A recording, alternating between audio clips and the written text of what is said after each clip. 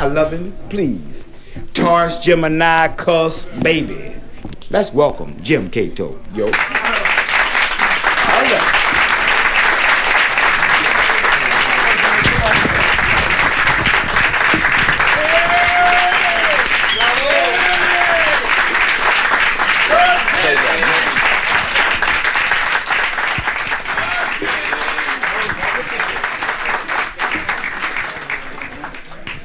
Thank you very much, ladies and gentlemen. I'd like to clear up a few matters before we begin on this humorous trip. I was going to record for Laugh Records some time ago, but they told me that all the artists that they have on the label are paid according to their star status. I'm not going to tell you how much money they offered me, but I'll be able to catch my check on the bus. And no transfer. My manager told me I was going to record for Laugh. I went out and bought a brand new money clip. Yeah, I did. But this is no use. I mean, how can you fold a nickel?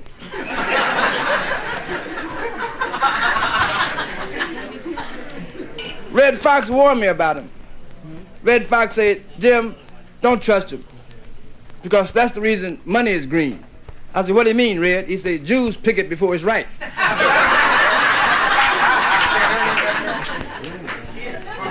I know when I was introduced, those of you that don't know me probably thought to yourselves, just another poor black comedian trying to make it.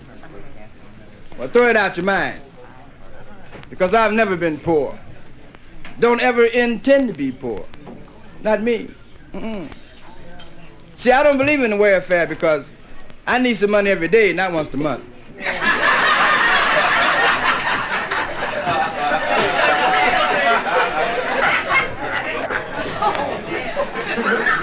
Now, see, I can't wait for that welfare. See, but I might want to get loaded on the 17th. I can't wait till the 3rd. Know what I mean? Also too slow. And while we're on that subject, ladies and gentlemen, let me explain something to you. During the past election year, a lot of politicians were advocating that the majority of welfare recipients are black people. But don't they know that we know?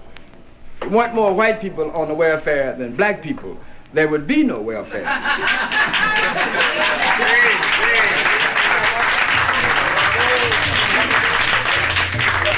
I mean, they didn't get the welfare together just for us, you know. And besides, friends, you know, let's tell it like it is. You see, there's a lot of poor white people. If you don't believe there's a lot of poor white people, go out in Whittier. That's right, that's President Nixon's hometown. That's where his cousin lived, Millhouse. Yeah, the ones on the welfare. I'm not jiving, they're so poor out in Whittier, the Hells Angels ride bicycles.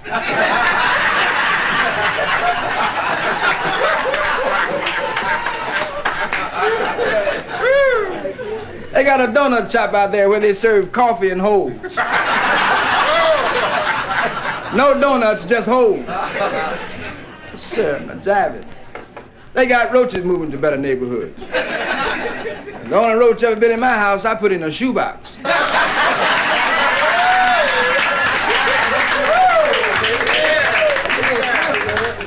I don't believe in lying about things. You know, if you smoke, you smoke. Shit, I smoke. I ain't gonna tell no lie. But I don't break the law. See, the law says you can't smoke to get high, but I smoke to come down.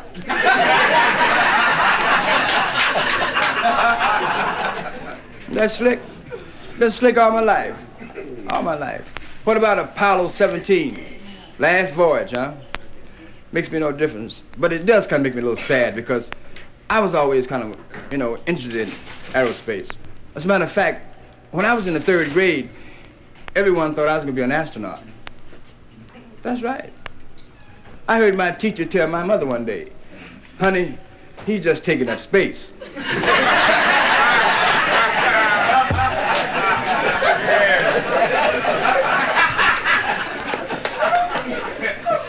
Slick, huh? I've been slick all my life, not driving.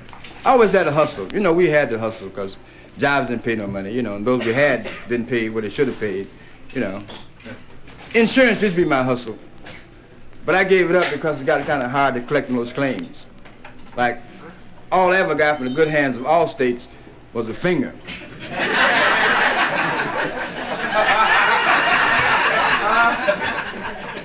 I got one good hustle, though, one good claim, man. $1 million policy.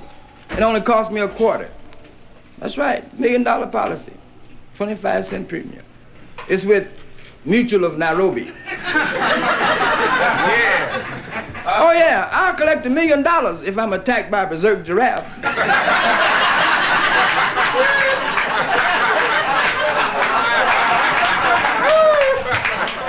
On Sunset and Vine. On the 4th of July at 1:30 in the afternoon during a snowstorm.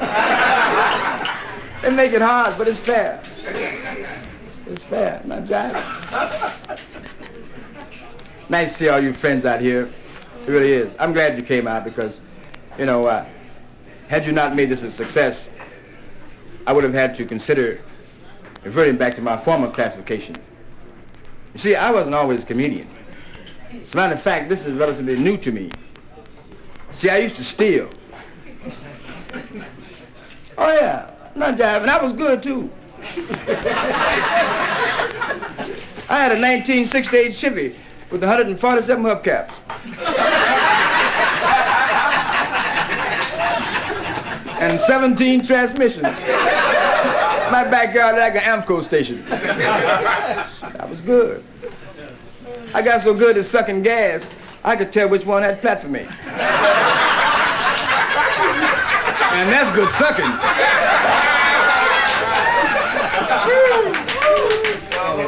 Gas, baby, don't get your hopes up.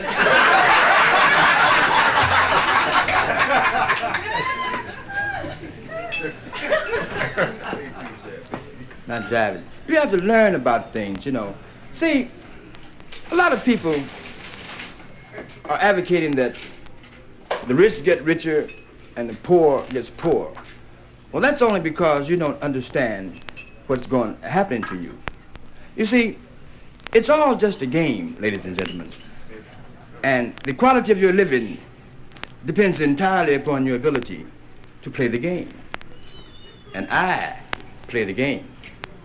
You see, I learned that you can't beat the establishment trying to stick up gas stations and rob banks, snatch purses. No, that's not the way. Say they got a number in a room waiting for you when you do that. See, but my way is legal. You see, ladies and gentlemen, I owe.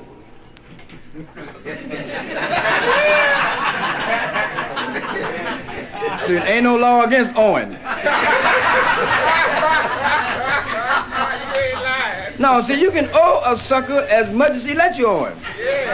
Like, I drive a Mark IV because one day I was walking down the street by the Continental Place, an old dude ran out, introduced himself, and says, "Mr. Cato, we're gonna let you owe us." I said, "No shit." I said, "Well, give me that one then, baby." He said, "What would you like on it?" I said, "Everything, Jack, is free." Another thing, friends, don't worry about putting no gas and oil in your car, buying batteries and tires. Don't worry about that. See, when you buy at least a new car, all the oil companies send you credit cards. As a matter of fact, they send you 3 cards. One for you, your wife, and your woman. Oh, they got it figured out. I remember the day I got mine.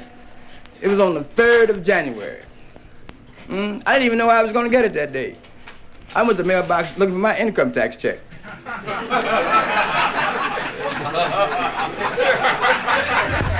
They're on the 3rd. See, I mailed it in on the 1st, and they received it on the 2nd. And with that airmail special delivery self-addressed envelope that I enclosed, I should have got my money on the 3rd. They know they owe me, pay me. If they hadn't taken it illegal, they wouldn't have to be giving it back. You know, shit. I respect their deadline, respect mine.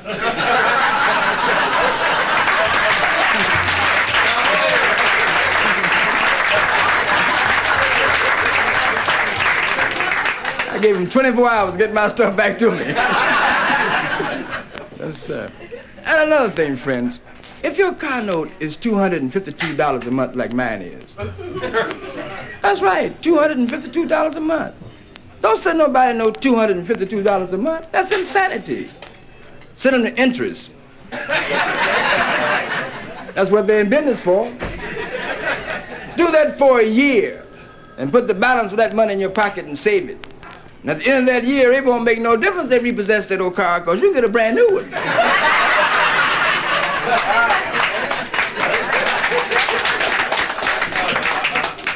So you don't need no cosigner with cash. No, sir. And in the meantime, don't worry about nobody taking your ride. No. Do what I do. See, at night before I go to bed, I lock my car in the garage. I sprinkle fast-acting acid in front of my garage door. Guaranteed to eat the sole off of any shoe in 3 seconds. If that sucker happens to get by that and opens the door to my car in the garage, on one side, he's greeted by my Doberman, whose understanding is zero. And on the other side, he will be intimately entertained by my German Shepherd, that's half wolf. Teeth has been sharpened by a blacksmith that's an old friend of the family, and both are trained to attack on sight anything lighter than dark brown.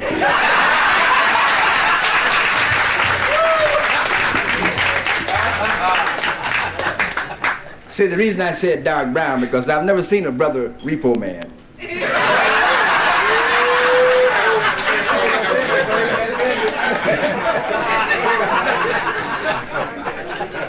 We know the risks.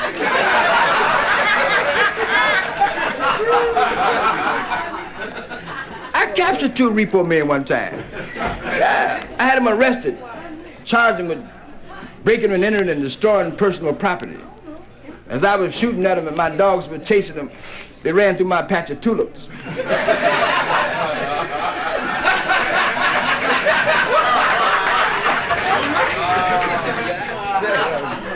And I had just put some fertilizer down that afternoon. And too much fertilizer would burn them. Speaking about fertilizer, I was really hopeful that Proposition 19 passed. You know, really, the marijuana initiative, I was really pulling for that. I worked endless hours. You know, I really did. Because I got some stuff growing that's so mean. It's terrible. I'm not jiving. You know, you can send it downtown to have it tested for its potency. I sent some downtown, mailman got loaded just carrying it.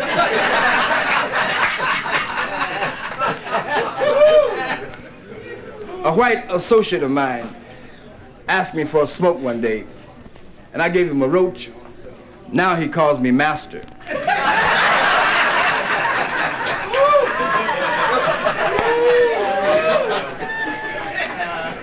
You know, the first time I had a joint, the first and last time, officer,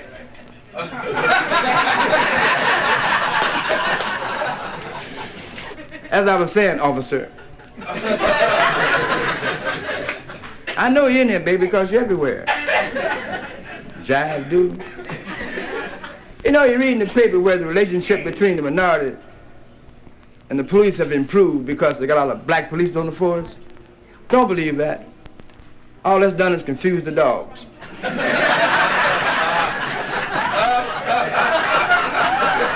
Now they don't know who to bite.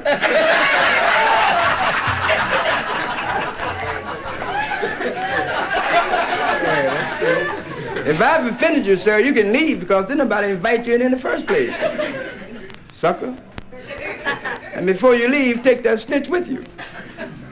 Black people spying on black people. No, I take that back. Black people being spied on by some niggers.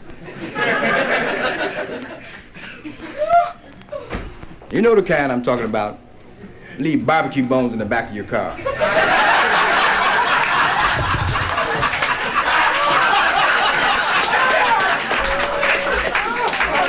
And potato salad. And Kool-Aid. I'm telling you, boy. Up in Sacramento a few months ago, an assemblyman rose for the sole purpose of introducing a bit of legislature that would legalize prostitution. And throughout the entire state of all the law enforcement agencies, there was nary a complaint with the exception of the Vice Squad detectives. Now they'll have to pay. Yeah, they check the chicks out afterward, you know. You're supposed to bust them before. You know, really. Police, man, they're too much. Bugging, you know. I know my telephone is tapped. You know, you're reading the paper where 1 out of every 8 Americans are under surveillance. I know my telephone is tapped. Because the other night, I was rapping to my chick, and I heard a click and a cat breathing hard. Perverts. Ronald Reagan, Mayor Yorty, and Chief Davis formed a 3-man committee to investigate the actual revenue that would be confiscated from the legalization of prostitution. So they set up office downtown, and they put in a call to the UPU, the United Prostitution Union, and asked if they would send 3 representatives over so they could question them. So 3 fine chicks went over, a blonde, a Chicano chick, and a sister. So when they arrived downtown, the receptionist asked the blonde if she would go into the office. And when she entered the chambers, the governor rose and he said, "Good evening, young lady. This is Mayor Yorta, this is Chief Davis. We want to be personal, but for tax purposes, how much would it charge us to have intercourse with you?" She said, $100, baby. No sweat, no pain, $100. He said, "Thank you very much, young lady." Then he asked the Chicano chick to come in. He said, "Young lady, this is Chief Davis, Mayor Yorty. I'm the governor. How much would this cost us to have intercourse with you?" She said, $200, Jack, because you don't pay nothing. He said, "Okay, fine, thank you." And then he asked the sister to come in. She was looking like a porterhouse steak to a starving man. Her skin was as smooth as a maxi mink. She resembled a mountain stream to the lone survivor of a desert safari. She was looking good like a sister would, could, and should. Reagan sat up in his chair and his eyes got big and his back got straight for a change. And he said, how much would it cost me to have intercourse with you?" She said, "Listen, Ronald.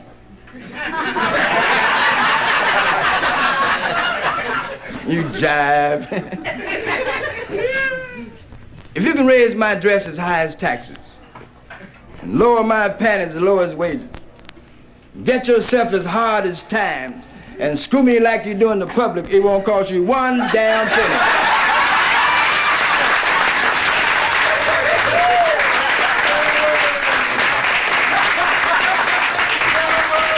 Jim Cato. Jim Cato. What is this? Jim Cato.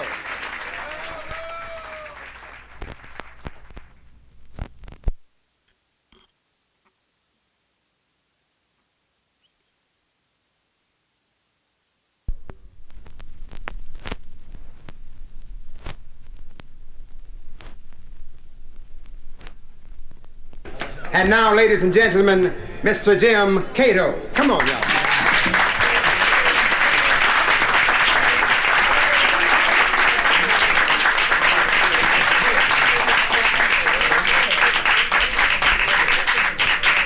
Thank you very much. You know, in a few months, ladies and gentlemen, here in Los Angeles, we'll be voting for a new mayor. And by working with politicians for the past few years, I've learned quite a bit about them. And I've also learned about constituents. It's odd how ethnic background enters into political opinion. What I mean is, my gardener thinks there's only one man that's qualified to be mayor of Los Angeles. Frankly, I don't think Thomas Noguchi has a chance.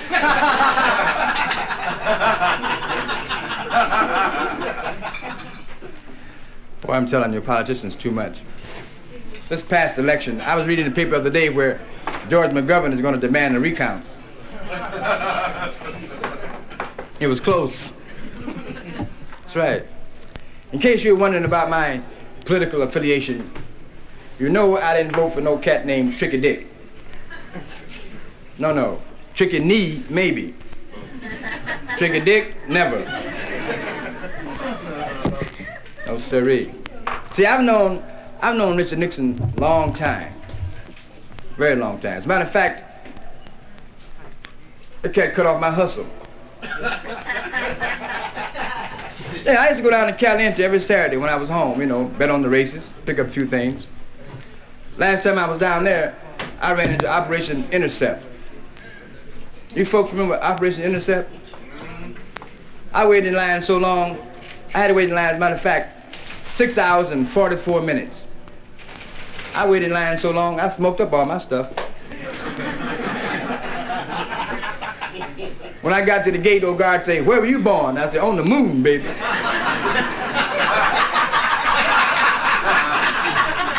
He said, "Where do you live?" I said, "On Cloud 9. He said, "Do you know what you are?" I said, "Yeah, Jack, loaded."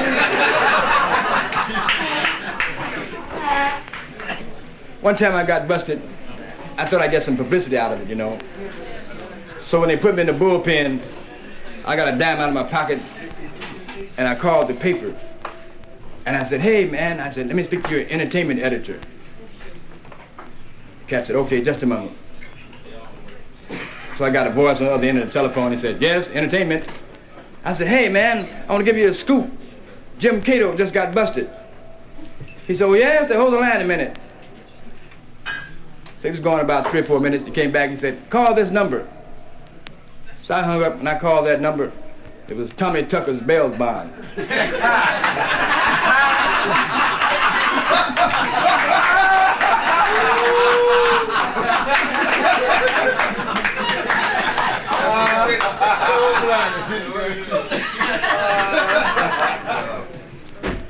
You know, we have a smog problem in Los Angeles like no other city in the world. You know, as a matter of fact, smog was so bad the other day, I walked outside, took a deep breath, and had to chew it.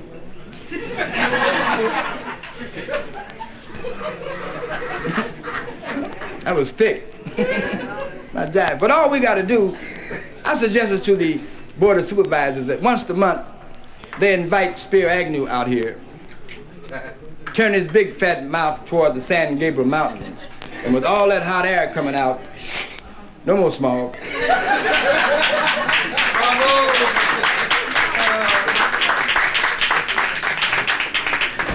Coming on back from Caliente, I was sitting in my wheels, you know, listening to FM, feeling good, leaning.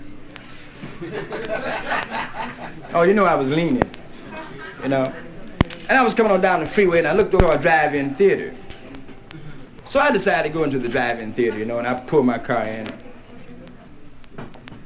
And baby, the screen looked as if it was about this big. You know, I didn't find out until after the movie was over that I had parked my car the wrong way and was looking through the rearview mirror.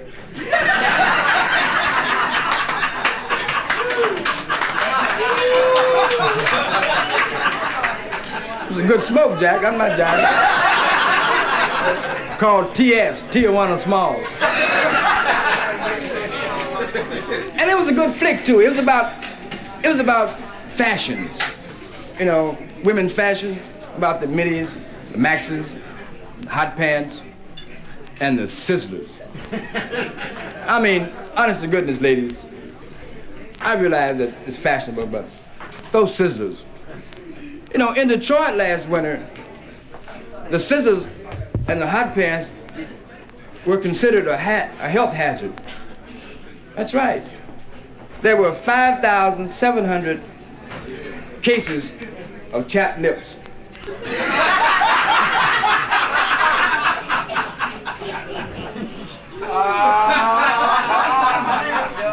I mean, you really have to admit now, some of you chicks really wear your dresses too short. You know, I was walking down Crenshaw the other day, man. Chick had a dress so short, she embarrassed me for 20 blocks. When I caught up to her, she said, "Is that a gun in your pocket or are you just glad to see me?"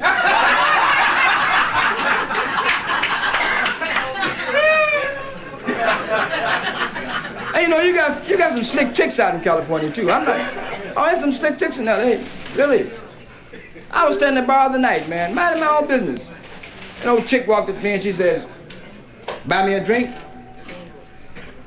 I said, hey Frank, I said, give the lady what she's drinking, no sweat. I'm not Rockefeller, baby, but I can buy you a drink. So about 5 minutes later, she eased up to me. She said, "You want to dance?" I said, "Well, I'm not Harold Nichols, baby, but come on." So we started dancing. And she leaned over and whispered in my ear, she said, "You want to go around the corner to my apartment and make love to me?" I said, "Well, I ain't Jim Brown, but let's go." And see, old Jim is the originator of 3 new games. One's called In and Out the Window, On and Off the Hood, and Up and Down the Stairs. Anyway, we go around this chick's pad, and have a couple of drinks, take care of business, and afterward, we're sitting on the side of the bed, and she looks up to me and she says, "Well, what about the money?" I said, "Well, I ain't no pimp, but give it here."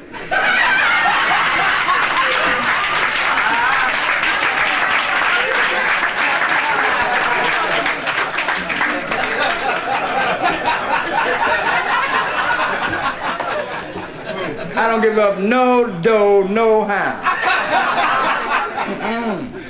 No siree. Old chick told me one time, "I've been good to you, now you be good to me." I said, "Okay, baby." I got up and rolled her a joint. That was some good weed. Yes, sir. Not driving. I don't need no chick anyhow. I got a brand new vibrator. 10 speed.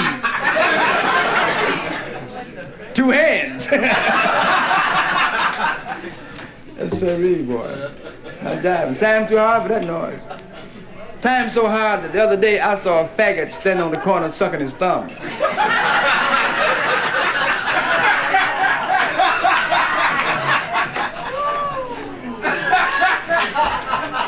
I just can't give up my dough. I really can't. Matter of fact, I had to get me a couple of jobs, last summer to make ends meet, man. Times are hard. And the next 4 years are going to be even harder. You know what I mean? I work with the Census Bureau. Are you aware that 96% of all people are caused by accidents?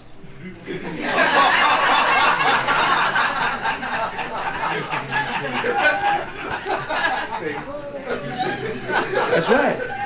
That's right. One thing I discovered with the Census Bureau, boy, that I really kind of made me uptight. They released these statistics, and I quote, "There are 204 million Americans, and black people only comprise 10.5% of the total population." Well, that's an out-and-out lie. If there are 200 million Americans, there's 150 million black Americans, and I can prove it. Watch this. Black man, black woman, black baby. White man, white woman, white baby. Black man, white woman, black baby. White man, black woman, black baby. Now that's 3 to 1.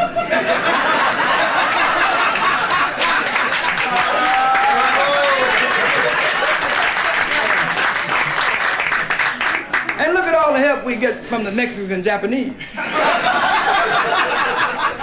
I mean, my name is Cato.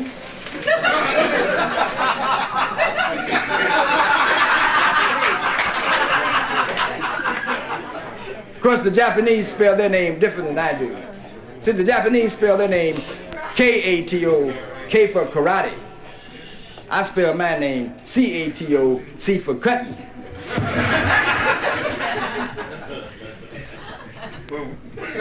And besides, man, black people have a lot of babies. Really, they do. My grandmother had 18. Yeah, 18 kids. Of course, most of that can be attributed to the fact she was hard of hearing.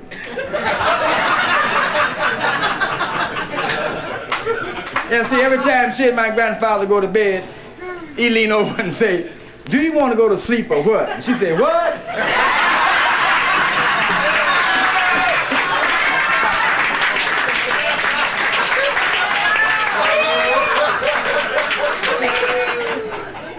You know, I believe that women should have an equal break with pay, you know, for the same jobs and opportunities to perform duties that they can perform, you know. I had a chick for a manager for 2 weeks. Yeah, I gave her a chance. Chick booked me a little small town down south, had one sign in the whole town: resume speed.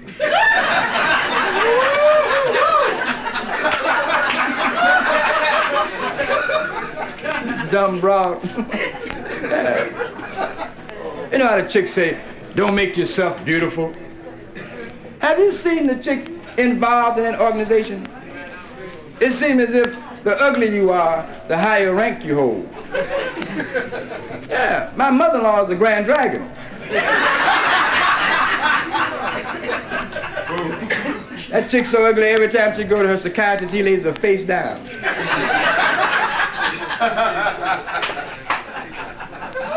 Last Wednesday, she picked up a bun from the kitchen, ran out to the garbage man and said, "Am I too late?" He said, "No, jump right in."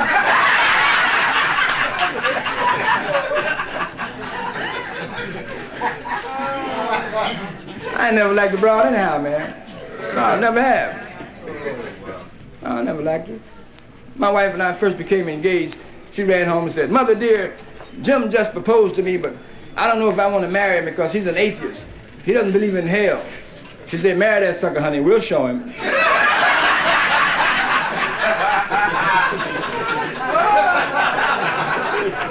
Jive chick told me one day, "Son, beauty is within." I said, "Well, broad, you better throw up."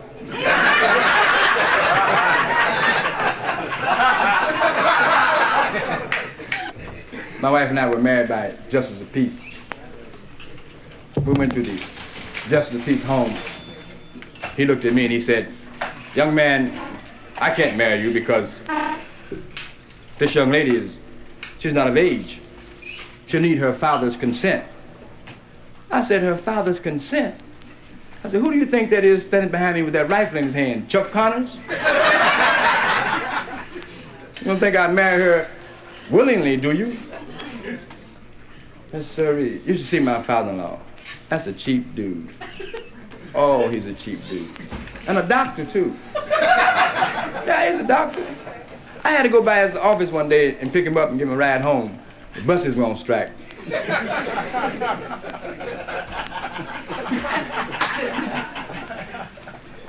And when I went in his office, I overheard him tell a customer, "We don't give Novocaine for minor surgery. You want to bite on a stick?"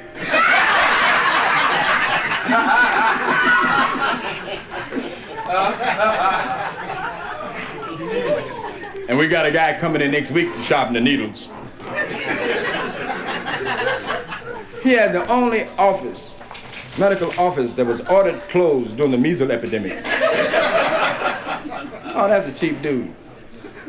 He and my mother-in-law decided on their 25th anniversary that they would go back to Miami and do the same thing they did on their honeymoon. So on their wedding night, they both undressed in separate rooms. And at a signal, they broke out of the rooms and dashed madly into each other's arms. So 25 years later, they were going to try the same thing. They got a hotel in Miami Beach, changed clothes in separate rooms. And at the signal, they both dashed from the room and they run right past each other.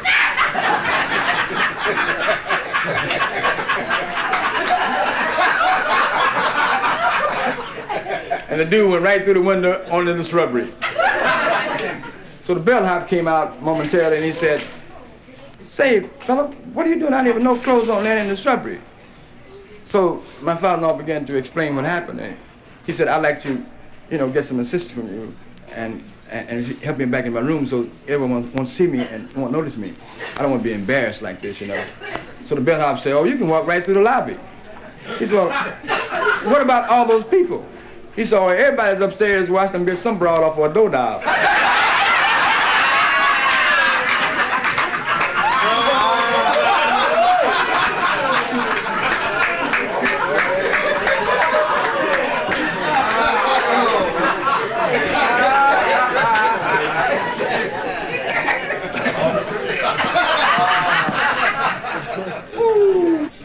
They split up though, you know.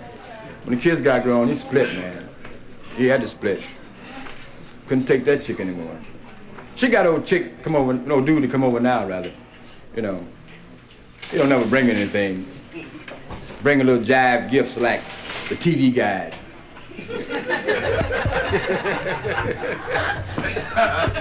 Yeah, from the Herald Examiner. And don't nobody in my neighborhood buy the Herald Examiner. I see, when I said my neighborhood, the first thing you thought about was the ghetto. Well, I don't live in the ghetto. Not me. I live on 115th and Avalon. In the stronghold.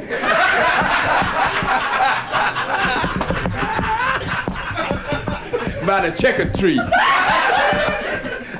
That's I was in New York about 3 months ago, and I had to catch the subway back to my hotel. And I walked down the subway, and I saw a cat walk up to a dude, you know, and he says, "Can you tell me? Can you tell me what train, take, go to Brooklyn?" So the cat looked at him, you know, and walked away. So the guy walked back up to him, you know, and he said, "Papa, can you tell me what train take, go to Brooklyn?"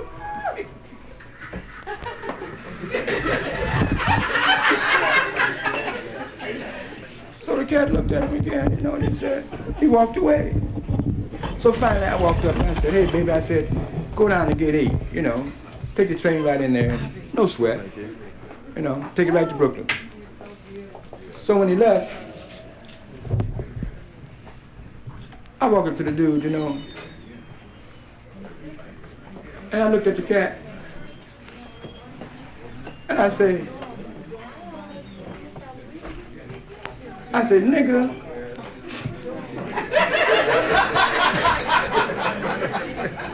why didn't you tell the brother how to get to Brooklyn, man?" I said, "Hey, man, why didn't you tell the brother how to get to Brooklyn, Jack? You know we got to stick together, man. What's the matter with you? Where's your soul, sucker?"